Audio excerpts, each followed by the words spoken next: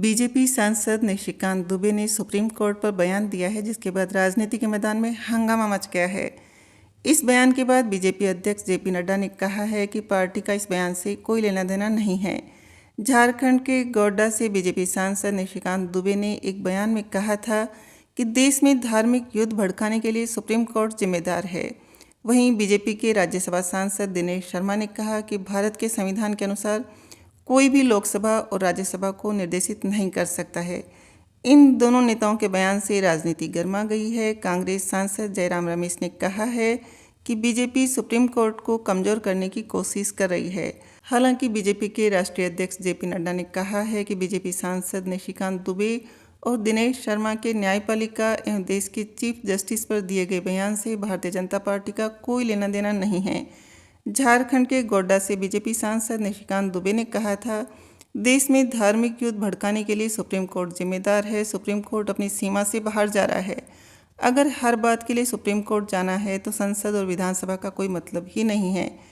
इन्हें बंद कर देना चाहिए। इसके साथ ही उन्होंने कहा, इस देश में जितने गृह युद्ध हो रहे हैं उसके जिम्मेदार केवल chief justice of India Sanjeev Khanna साहब हैं। इसके बाद उत्तर प्रदेश से बीजेपी के राज्यसभा सांसद दिनेश शर्मा ने बीजेपी सांसद निशिकांत दुबे के सुप्रीम कोर्ट पर दिए गए बयान को लेकर कहा, जब बाबा साहब अम्बेडकर ने संविधान बनाया था तो इसमें उन्होंने विधायिका और न्यायपालिका के अधिकारों का स्पष्ट रूप से वर्णन किया है। भारत के संविधान के अनुसार कोई भी लोकसभा और राज्यसभा को निर्देशित नहीं कर सकता है और राष्ट्रपति ने पहले ही इस पर अपनी सहमति दे दी है। कोई भी राष्ट्रपति को चुनौती नहीं दे सकता है क्योंकि राष्ट्रपति सर्वोच्च है। बीजेपी के दोनों सांसदों के बयान से पार्टी ने किनारा कर लिया है। पार्टी के राष्ट्रीय अध्यक्ष और केंद्रीय मंत्री जेपी नड्डा ने एक्स पर इसको लेकर एक पोस्ट की है। उन्होंने लिखा है, बीजेपी सांसद निशिकांत दुबे और दिनेश शर्मा का न्यायपालिका एवं देश के चीफ जस्टिस पर दिए गए बयान से भारतीय जनता पार्टी का कोई लेना देना नहीं है। यह इनका व्यक्तिगत बयान है, लेकिन बीजेपी ऐसे बयानों से न तो कोई इत्तेफाक रखती है और न ही कभी भी ऐसे बयानों का समर्थन करती है। बीजेपी इन बयान को सिरे से खारिज करती है। उन्होंने लिखा, भारतीय जनता पार्टी ने सदैव ही न्यायपालिका का सम्मान किया है, उनके आदेशों और सुझावों को सहर्ष स्वीकार किया है, क्योंकि एक पार्टी के नाते हमारा मानना है कि सर्वोच्च न्यायालय सहित देश की सभी अदालतें हमारे लोकतंत्र का अभिन्न अंग है तथा संविधान के संरक्षण का मजबूत आधार स्तंभ है। मैंने इन दोनों को और सभी को ऐसे बयान न देने के लिए निर्देशित किया है। बीजेपी सांसद निशिकांत दुबे के बयान के बाद कांग्रेस पार्टी ने खुलकर उनकी निंदा की है।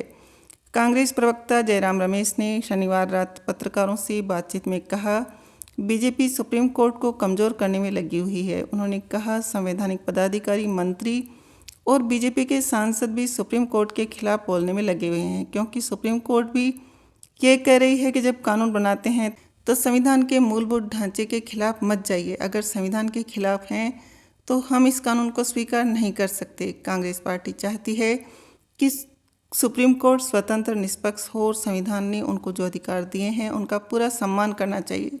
लेकिन ये बिल्कुल साफ है कि जानबूझकर अलग अलग अफवाहें आ रही हैं और सुप्रीम कोर्ट को निशाना बनाया जा रहा है। सुप्रीम कोर्ट ने इलेक्टोरल बॉन्ड से लेकर वक्फ बोर्ड तक सरकार को लेकर कहा है कि जो उसने किया है वो गैर संवैधानिक है। यूथ कांग्रेस के अध्यक्ष वरुण चौधरी ने सोशल मीडिया वेबसाइट एक्स पर पोस्ट किया है कि सत्ता के नशे में चूर बीजेपी सांसद निशिकांत दुबे का भारत के मुख्य न्यायाधीश और सुप्रीम कोर्ट पर हमला सिर्फ शर्मनाक नहीं, लोकतंत्र पर सीधा प्रहार है। उन्होंने लिखा, प्रधानमंत्री नरेंद्र मोदी की छत्रछाया में हो रहे ऐसे हमले बताते हैं कि आरएसएस, बीजेपी संविधान और संस्थाओं को खत्म करने पर आमादा है। कांग्रेस प्रवक्ता सुप्रिया श्रीनेत ने भी इस बयान का वीडियो पोस्ट करते हुए एक्स पर लिखा है कि ये सत्ता का नशा सिर चढ़कर बोल रहा है। असदुद्दीन ओवैसी ने हैदराबाद में एक जनसभा में कहा कि बीजेपी अदालत को धमकी दे रही है।